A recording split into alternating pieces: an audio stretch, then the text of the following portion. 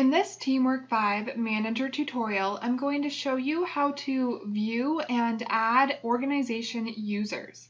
To do that, go to your top menu bar and click on Teamwork. Make sure you have your enterprise selected. You do need enterprise level permissions to do this. Then click on Organization. Go to your new top menu bar and select Users. To the left, you should see a column with all of your current users.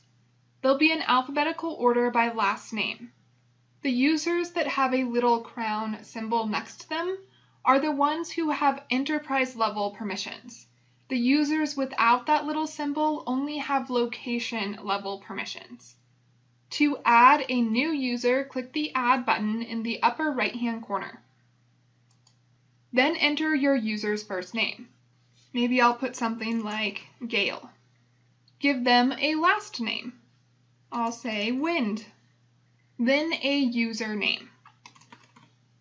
I'm just going to use their first name. Do you want to give them enterprise level permission or only location? I'll go ahead and say enterprise. Create a temporary password for them until they create their own.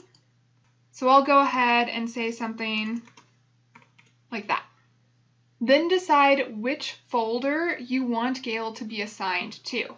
So I'll click this arrow. I can choose to give her access to all of the folders, all the locations, or I can choose a specific folder. I'll go ahead and leave this on all. If you changed your mind and you don't want to add this user, click close.